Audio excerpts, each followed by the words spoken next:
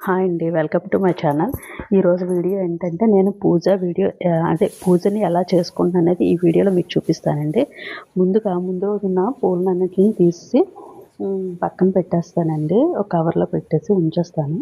So తర్వాత కొత్తగా ఉన్న పువ్వులు ఏమైనా ఉంటే ఉన్న వాటితోనే నీట్గా ఫోటోలకి విగ్రహాలకి పెట్టుకుంటానండి. పెట్టుకున్న తర్వాత ఇంకా ఆ రోజు నైవేద్యంగా ఏమనుకుంటానో దాన్ని తీసుకొని వచ్చి పెట్టుకుంటానండి. ఇప్పుడైతే అప్పట్లాగానే పానకం మరియు బెల్లమే అండి. ఎందుకంటే అమ్మవారికి అదే ఇష్టం అండ్ నవరాత్రులు కూడా జరుగుతున్నాయి కదండి, రెండిట్లకి అదే అన్నట్టుగా ఈవినింగ్ ఏదైనా వేరేగా ప్రసాదం చేసుకుంటానండి. కానీ మార్నింగ్ అయితే బెల్లం పానకమే పెట్టుకుంటున్నానండి. సో దాని తర్వాత దీపాల్లో ఏంటంటే ప్రమిదల్లో నూనె వేసి తర్వాత దానిపైన కొత్తి పెడతానండి. ఈ దీపం అంటే అటు సైడ్ ఉంటుంటే వీలుగా ఉండడం లేదని ఇటువైపు తిప్పానండి. అంటే అటువైపు కూడా పెట్టుకోవచ్చంట. సో అందుకని దీపాలన్నిటిని రెడీ చేసి ఏకవత్తితో నేను దీపం వెలిగిస్తానండి. అది అగరవత్తినైనా అవ్వచ్చు. సో ఎక్కువగా దీంతో వెలిగిస్తుంటాను. దీపాలన్నీ వెలిగించుకున్న తర్వాత ముందుగా శివయ్యకి అయితే అభిషేకం చేసుకుంటానండి. సో అంటే ఎక్కువగా స్తోత్రాలు ఏం కాకపోయినా ఓం నమః శివాయ అనే ఒక మాటను అలా చెప్పుతూ శివయ్యకి అలా అభిషేకం చేస్తానండి. ఒక వీలున్నంత వరకు ఒక 21 సార్లు అన్నట్టుగా అంటూ అలా అభిషేకం చేస్తూ ఉంటానండి. సో అలా చేస్తూ ఓం నమః శివాయ ఓం నమః శివాయ అంటే ఈ విధంగా ఎన్నిసార్లు మనం అంటే అంత మంచిదండి. సో అలా మనసులో తలుచుకుంటూ అలా అభిషేకం చేస్తూ ఉంటానండి. అంటే ఈ రోజుకైతే వాటర్తోనే చేశాను.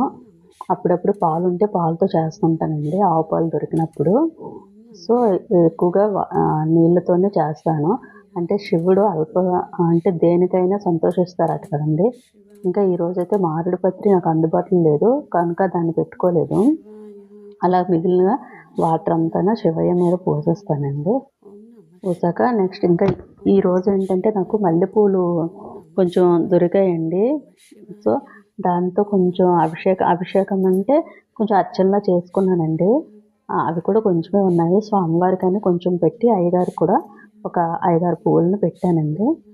సో దాన్ని కూడా ఓం నమః శివాయ అనే మంత్రంతోనే అలా అభిషేకం చేశానండి, ఆ అర్చన చేశాను.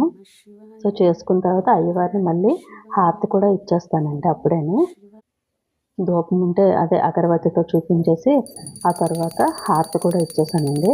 ఇచ్చేసాక శివయ్యని తీసి ఒక శుభ్రమైన క్లాత్ ఉంటుంది కదండి, దాంతో తుడిచి మళ్ళీ గంధం బొట్టు అండ్ కుంకుమ పెట్టేసి మళ్ళీ ఆయన స్థానానికి ఆయన్ని అక్కడ పెట్టేస్తానండి. సో పెట్టేశాక ఇంకా మిగిలిన పూజ అండి. ఇప్పుడు నవరాత్రులు అవుతున్నాయి కదా, సో లలిత అమ్మవారికి అండ్ వారాహి మాతగా అన్నట్టుగా మల్లెపూలు ఉంటే అష్టోత్తరం చదువుకున్నానండి. అష్టోత్తరం చదువుకున్న తర్వాత ఇంకా కొంచెం మల్లెపూలు ఉంటే ఇంకా అక్కడ విష్ణు సహస్రనామం అలాగా చదువుతాను కదండి. సో అవి చదివేటప్పుడే వెంకటేశ్వర స్వామికి కూడా మల్లెపూలు అంటే ఇష్టం కదండి.